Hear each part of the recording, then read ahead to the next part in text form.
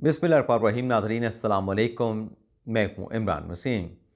नाज़रीन, प्रोग्राम में सबसे पहले तो हम बात करेंगे, जैसा कि आप जानते हैं कि आज सुप्रीम कोर्ट ऑफ पाकिस्तान में तहरीक इंसाफ के बल्ले के निशान के हवाले से chief justice of Pakistan justice Qazi Faez Isa, justice Mohammad Ali Mazhar और जस्टिस मुसर्रत तलाली पर मुश्तमिल 3 रुकनी बेंच अहम समाअत करने जा रहा है। और आज की समाअत में ही इस बात का फैसला होगा कि 8 फरवरी 2024 को जो इलेक्शन होने जा रहा है, इसमें तहरीक इंसाफ के उम्मीदवारों को बल्ले का निशान मिलेगा या बल्ले का निशान नहीं मिलेगा। इस फैसले का इन्हिसार नाजरीन, गुज़िश्ता रोज़ जो chief justice of Pakistan justice Qazi Faez Isa ने 10 सवालात पूछे थे पाकिस्तान तहरीक इंसाफ के वकला से, उन सवालों के जवाबात पर मुनहसर होगा कि पाकिस्तान तहरीक इंसाफ को बल्ले का निशान मिलने जा रहा है या बल्ले का निशान पाकिस्तान तहरीक इंसाफ को नहीं मिलेगा। Chief justice of Pakistan justice Qazi Faez Isa के वो 10 सवाल कौन से हैं और तहरीक इंसाफ के वकला को, तहरीक इंसाफ की लीगल टीम को उन 10 सवालों का जवाब कैसे देना है, सबसे पहले तो इस मामले पे हम बात करेंगे और फिर आपको बताएंगे कि 3 रोज़ कबल जो जस्टिस मज़ारी नकवी साहब ने इस्तीफ़ा दिया, उस इस्तीफ़े की वजूहात क्या हैं, अंदरूनी कहानी क्या है, क्योंकि कल इस हवाले से कुछ अहम तफसीलात सामने आई हैं जो आप नाज़रीन के साथ हम शेयर करने जा रहे हैं। और साबिक़ चीफ जस्टिस मियां साकिब निसार वो क्यों और कैसे रेडार पे आए हैं, इस पर भी आप नाज़रीन के साथ बड़ी अहम तरीन तफसीलात हैं वो शेयर करने जा रहे हैं। तो पहली खबर से नाज़रीन गुफ्तगू का आगाज़ करते हैं कि जस्टिस काजी फ़ाइज़ ईसा साहब के वो कौन से 10 सवालात हैं जिस पर पाकिस्तान तहरीक इंसाफ की लीगल टीम ने जवाब देने हैं। ये 10 सवाल आपके साथ नाज़रीन शेयर करने से पहले आपको बताते चलें कि ऐसा नहीं है कि काजी फ़ाइज़ ईसा साहब ने जो सवालात तहरीक इंसाफ की लीगल टीम के सामने गुज़िश्ता रोज़ रखे थे, बस आपने ज़बानी तौर पे आके उन सवालों का जवाब दे देना है, नहीं, बल्कि आपने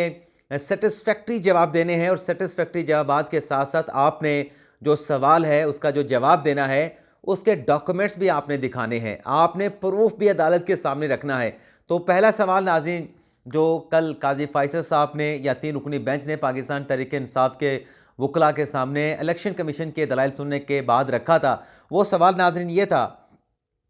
कि जब तहरीक इंसाफ का इंट्रा पार्टी इलेक्शन हुआ तो क्या पाकिस्तान तहरीक इंसाफ का जो इंटरनल अपना इलेक्शन कमीशन था जिसने ये इंट्रा पार्टी इलेक्शन करवाना था, क्या वो मुकम्मल तौर पे फ़ाल था, उसकी तश्कील मुकम्मल थी? तो कल इलेक्शन कमीशन के वकील ने ये कहा था कि हमने इसलिए पीटीआई के इंट्रा पार्टी इलेक्शन को सेटिसाइड किया और बल्ले का निशान हमने होल्ड किया है क्योंकि तहरीक इंसाफ के अपने कॉन्स्टिट्यूशन के मुताबिक जो इनका इलेक्शन कमीशन है वो 6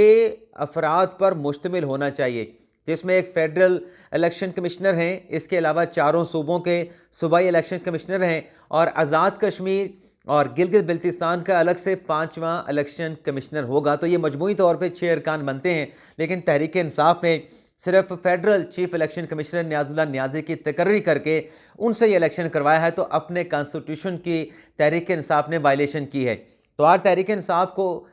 मुतमिन करना है सुप्रीम कोर्ट को इस सवाल पे कि हमारा जो इलेक्शन कमीशन था वो जैसे इलेक्शन कमीशन के वकील ने कहा उस तरीके से नहीं, बल्कि हमने जो नियाजुल्लाह नियाज़ी को बनाया उसी की तैनाती से जो रिक्वायरमेंट थी पार्टी के इंटरनल इलेक्शन कमीशन की वो पूरी हो जाती हैं। तो इस पे अदालत को मुतमिन करना पड़ेगा। इसके अलावा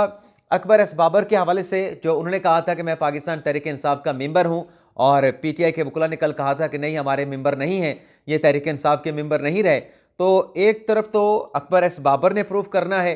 कि वो पाकिस्तान तहरीक इंसाफ के मेंबर हैं, दूसरी तरफ लीगल टीम पीटीआई ने प्रूव करना है कि हम जो कह रहे हैं कि हमारे मेंबर नहीं हैं, कब हमने अकबर एस बाबर की बुनियादी रुकनीत को ख़त्म किया था, कब अकबर एस बाबर को शोकास नोटिस जारी किया गया और उस पर अकबर एस बाबर का जवाब क्या था और फिर पार्टी ने उनके हवाले से क्या फ़ैसला सादिर फरमाया था। और ये जो जवाब होगा इस सवाल पे पीटीआई की लीगल टीम का, वो इस्लामाबाद हाई कोर्ट के फैसले की रोशनी में तहरीक इंसाफ के वकला को देना होगा। इसके अलावा नाज़रीन एक और आसान सवाल है तीसरा कि तहरीक इंसाफ का जो सेक्रेटेरिएट है मरकज़ में इस्लामाबाद में वो किस जगह पे है, उसका एड्रेस क्या है। और फिर ये इसी के अंदर एक सवाल है कि पेशावर हाई कोर्ट में जब आपका सेंट्रल जो सेक्रेटेरिएट है वो इस्लामाबाद में है तो आपने पेशावर में अपना इंट्रा पार्टी इलेक्शन क्यों करवाया, इसका भी सेटिस्फैक्ट्री बमा डॉक्यूमेंट्स पाकिस्तान तहरीक इंसाफ को नाज़रीन जवाब देना होगा। और ये भी बताना होगा चौथे सवाल में कि जो उमर अयूब पाकिस्तान तहरीक इंसाफ के सेक्रेटरी जनरल हैं, जब असद उमर रिज़ाइन कर गए तो उमर अयूब कैसे पार्टी के सेक्रेटरी जनरल मुंतखब हुए। मैं कल देख रहा था कि अजहर सदीक साहब ने एक ट्वीट किया था कि ये लेटर है उमर अयूब की तैनाती का, तो ये सुप्रीम कोर्ट को क्यों नहीं दिखाया जा रहा। नाज़रीन, वो जो लेटर है ठीक है, अपनी जगह पे तहरीक इंसाफ ने जारी किया था, असद उमर के रेजिग्नेशन के बाद उमर अयूब को तैनात किया था, लेकिन अदालत ने एडहॉक के ऊपर अगर उमर अयूब साहब की तैनाती हुई है तो वो इनवैलिड करार पाएगी। हाँ, अगर पार्टी में इलेक्शन हुआ है तो फिर वो सेक्रेटरी जनरल की जो तैनाती है वो कॉन्स्टिट्यूशनल और लीगल करार पाएगी। तो इस सवाल पर भी अदालत को मुतमिन करना होगा। पांचवा सवाल पेशावर की लोकेशन के हवाले से कि क्या आपने ऐसा कोई नोटिफिकेशन जारी किया था जिसमें आपने अपने पार्टी के जो 8-8.5 लाख आपके मेंबर हैं जिन्होंने वोट कास्ट करना था, उनको आपने कोई नोटिफिकेशन जारी करके बताया कि पेशावर की कौन सी लोकेशन पे, किस जगह पे, किस गली नंबर, किस मकान नंबर पे आपका इलेक्शन होगा। तो ये भी तहरीक इंसाफ ने चीज़ें अदालत के सामने रखी हैं। और छठा सवाल, नियाजुल्लाह नियाजी जो कि चीफ इलेक्शन कमिश्नर थे पाकिस्तान तहरीक इंसाफ की, उनकी तैनाती कैसे हुई। जो पहले अजमल अंसारी साहब थे वो कैसे रिज़ाइन कर गए, और नियाजुल्लाह नियाजी साहब की तकर्री कैसे हुई। और इसमें एक और नुक्ता, क्या ये तकर्री कॉन्स्टिट्यूशन के पीटीआई ने अपने कॉन्स्टिट्यूशन के मुताबिक की है, इस पे जवाब देना होगा। और फिर 9वां सवाल आएगा कि क्या पेशावर हाई कोर्ट का इस 7वां सवाल, क्या पेशावर हाई कोर्ट का इस मामले पे दायरा अख्तियार बनता था जब इससे पहले फर्स्ट राउंड ऑफ लिटिगेशन में पाकिस्तान तहरीक इंसाफ लाहौर हाई कोर्ट गई थी और वहाँ पर मामला ज़ेर समाअत था। तो क्या पीटीआई फोरम शॉपिंग करने के लिए पेशावर हाई कोर्ट गई थी, पेशावर हाई कोर्ट का दायरा अख्तियार बनता था, क्या इस्लामाबाद हाई कोर्ट का दायरा अख्तियार नहीं बनता था। इन तीनों चीज़ों के सवालों के जवाब भी पीटीआई की लीगल टीम को देना पड़ेंगे। इसके अलावा नाज़रीन, ये भी एक सवाल है कि जब इलेक्शन कमीशन के फैसले के खिलाफ आल पाकिस्तान मुस्लिम लीग जो कि परवेज़ मुशर्रफ की जमात है वो सुप्रीम कोर्ट में आए, तो पाकिस्तान तहरीक इंसाफ बराह रास्त हाई कोर्ट में जाने के बजाय वो सुप्रीम कोर्ट में क्यों नहीं आई। और इसमें एक और नुक्ता भी है कि जो पेशावर में इंट्रा पार्टी इलेक्शन कराया और पीटीआई का कहना है कि सिक्योरिटी कंसर्न से, तो ये भी सवाल पीटीआई की लीगल टीम ने इसका जवाब देना है कि सिक्योरिटी कंसर्न थे तो इलेक्शन की डेट लेने के लिए तो आप सुप्रीम कोर्ट के पास आए थे, 8 फरवरी की डेट आई थी, सिक्योरिटी कंसर्न पर आप सुप्रीम कोर्ट की बजाय पेशावर हाई कोर्ट क्यों चले गए। 9वां सवाल कि पीटीआई के जो शेखपुरा के सदर हैं बिलाल नासिर चीमा और जो चौधरी आफ्ताब हैं साबिक ज़िली सेक्रेटरी गुजरांवाला के, उन्होंने जो लाहौर हाई कोर्ट में पटिशन दायर की जिस पर लाहौर हाई कोर्ट ने तहरीक इंसाफ के फैसला के खिलाफ फैसला दिया, उसमें उन दोनों पीटीआई के रहनुमाओं ने जो प्रेयर की थी, जो इस्तदा की थी, वो तो पाकिस्तान तहरीक इंसाफ के लिए बतौर सियासी जमात की गई थी। तो इसको अगर तहरीक इंसाफ इस इकदाम को, बिलाल नासिर चीमा और चौधरी आफ्ताब कोहलू के इकदाम को डिसऑन करती है तो कैसे डिसऑन करेगी, तो ये भी है। और 10वां सवाल जो पाकिस्तान तहरीक इंसाफ कहती है कि हमारे खिलाफ साजिश है, हमसे बल्ले का निशान ले लिया गया, हमारा इंट्रा पार्टी इलेक्शन बिल्कुल दुरुस्त हुआ था, उसको सेटिसाइड कर दिया गया, हमारा फंडामेंटल राइट है कि हमें बल्ले का निशान मिलना चाहिए, ये हमारे खिलाफ साजिश की जा रही है। तो कल जो एक सवाल अदालत में उठा कि ये तो पीटीआई के इंट्रा पार्टी इलेक्शन का जो मामला है ये तो 2021 से इलेक्शन कमीशन के साथ से चला आ रहा है, जब तहरीक इंसाफ खुद इक़्तिदार में थी, बरसरे इक़्तिदार थी, तो पाकिस्तान तहरीक इंसाफ इसको साजिश कैसे कहती है। तो ये साजिश के सवाल का जवाब भी तहरीक इंसाफ के वकुला ने देना है। लेकिन इसमें एक और नुक्ता भी नाज़रीन होगा, कल 10 बजे यानी 8-10 बजे से अदालती कार्रवाई का आगाज़ होना है, तो क्या पेशावर हाई कोर्ट का तफसीली फ़ैसला कल तक आ चुका होगा, क्योंकि इलेक्शन का मामला है, अर्जेंसी है, तो ये भी देखना होगा कि आज जब समाअत का आगाज़ होगा तो क्या पेशावर हाई कोर्ट का पीटीआई की पटिशन पर तफसीली फ़ैसला अदालत के सामने रखा जाता है या फिर पेशावर हाई कोर्ट के स्टार सुप्रीम कोर्ट को इस बारे में क्या आगाह करते हैं। अब आ जाते हैं नाज़रीन, जस्टिस नकवी साहब ने इस्तीफ़ा क्यों दिया, इसकी वजूहात क्या हैं, अंदरूनी कहानी क्या है। तो नाज़रीन, कल सुप्रीम कोर्ट में जुडिशल कौंसिल का इजलास भी था और कल के इजलास में ख्वाजा हारिस साहब को बुलाया गया था जो कि जस्टिस नकवी साहब के वकील हैं, और जस्टिस नकवी साहब को भी कल की समाअत के हवाले से, कौंसिल के इजलास के हवाले से इंटीमेशन दिया गया था, लेकिन ख्वाजा हारिस साहब जो हैं वो कौंसिल के इजलास की कार्रवाई में नहीं पहुंच पाए थे। यासिर अमान साहब पेश हुए थे, डॉक्टर यासिर अमान साहब, उनकी तरफ से बताया गया था कि चूँकि आपने 11:30 बजे कौंसिल का इजलास रखा है तो ख्वाजा हारिस साहब ने लाहौर से आना था, तो वो नहीं पहुँच पाए 11:30 बजे तक क्योंकि धुंध थी। लेकिन साथ में उन्होंने कहा कि चूँकि भेरा तक पहुँच चुके हैं ख्वाजा हारिस, तो वो 1:30-2 बजे तक जो है सुप्रीम कोर्ट तक पहुँच सकते हैं। तो काजी फैसल साहब ने कहा था कि चूँकि आज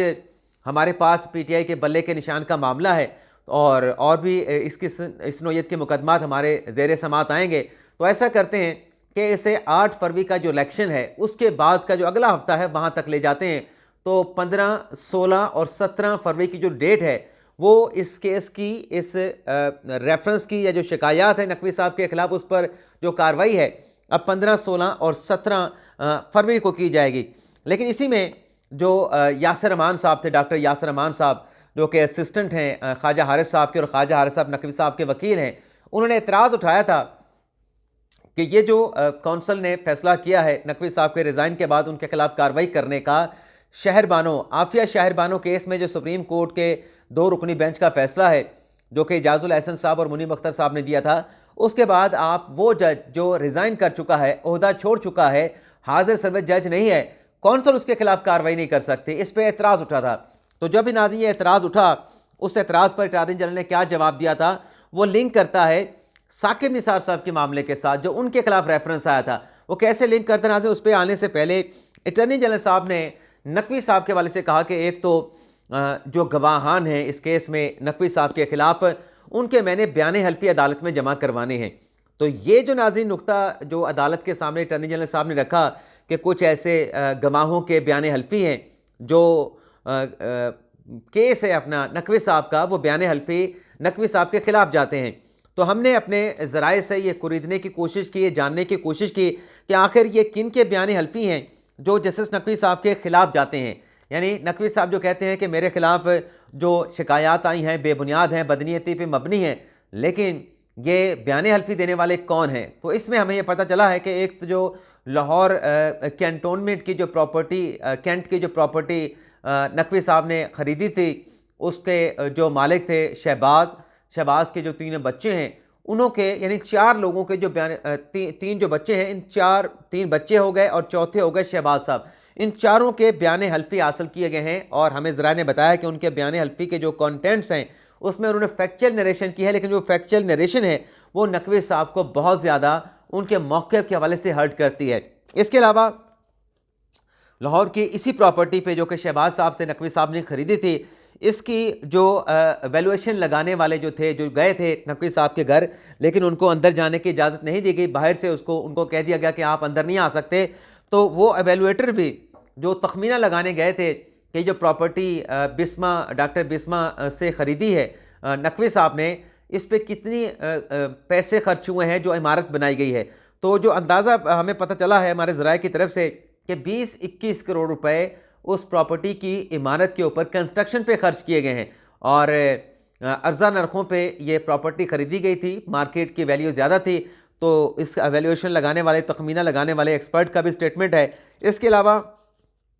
जो ज़मीन है जो ख़रीदी शहबाज साहब से, डॉक्टर शहबाज से और डॉक्टर बिस्मा से, उसकी एवेलुएशन लगाने वाले जो एक्सपर्ट्स हैं उनका बयान हल्फी भी है। और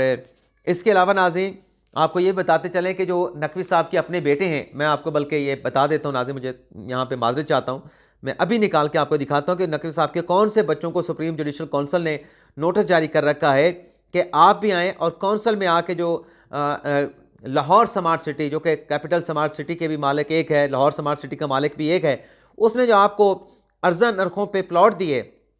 उसका आके आप जवाब दें। तो ये नकवी साहब के 2 बेटे हैं, इनको नोटिस किया गया है सदर सैयद तसद्दुक़ मुस्तफ़ा नकवी, और इसमें कहा गया है take notice that the undersigned has been directed to by the Supreme Judicial Council vide order 14/12/2023 to summon you along with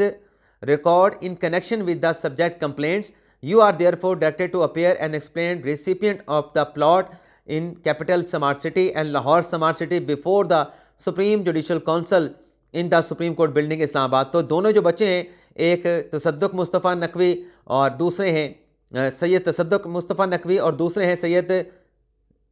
Murtaza Naqvi, Syed Tassaduq Murtaza Naqvi. तो इनको भी बुला रखा था, यानी जिनसे आपने प्रॉपर्टी खरीदी उनको भी बुलाया गया, प्रॉपर्टी की वैल्यूएशन भी लगाई गई, वैल्यूएशन के जो एक्सपर्ट हैं उनका बयान हल्फी भी है, और प्रॉपर्टी का मतलब जो आपका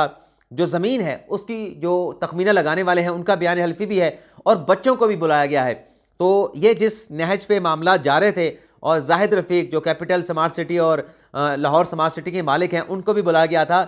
चूँकि ये मामला बहुत दूर तक जा रहे थे, बच्चों तक जा रहे थे और बहुत सारे लोगों को बयान हल्फी के साथ एग्जामिन होना था, उनके बयानात रिकॉर्ड होने थे। तो ग़ालिबन इन तमाम चीज़ों को देखते हुए नकवी साहब जो हैं उन्होंने फैसला किया कि वो अपने ओहदे से रिज़ाइन करते हैं। इसके अलावा नाज़रीन,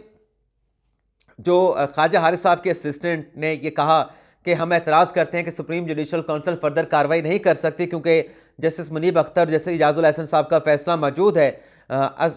शहरबानो केस में, तो आप प्रोसीड नहीं कर सकते।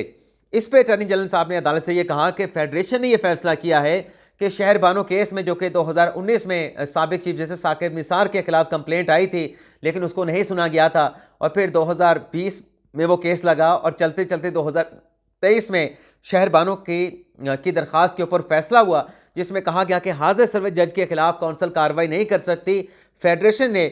सुप्रीम कोर्ट के जून 2023 के इस फैसले के खिलाफ अपील दायर करने का फैसला किया है। और तो हमने अटॉर्नी जनरल साहब से पूछा कि ये तो अपील ज़ायदुल मियाद होगी, तो अटॉर्नी जनरल साहब ने कहा कि प्रैक्टिस एंड प्रोसीजर कानून आ चुका था, तो जब इस बात की एक्नॉलेजमेंट होती है कि ये फैसला गलत है और इसमें अटॉर्नी जनरल ऑफिस को नोटिस भी नहीं किया गया था, तो फेडरेशन ने इस पर अपील दायर करने का फैसला किया है। और जहाँ तक बात है कि ये ज़ायदुल मियाद होगी, मुकर्रर मियाद गुजरने के बाद दायर की जाएगी, तो कंडोलेंस की एप्लीकेशन भी साथ देंगे ताकि जो ज़ायदुल मियाद का जो पीरियड है कि क्यों ये मुकर्ररा कानूनी मियाद गुजरने के बाद दायर की गई, तो इस पर भी अदालत को सेटिस्फाइड करने की कोशिश करेंगे। अगर नाज़रीन ये अपील दायर होती है और ज़ायदुल मियाद का जो एक कानूनी रुकावट है वो भी ख़त्म हो जाती है, तो इस सूरत में नाज़रीन,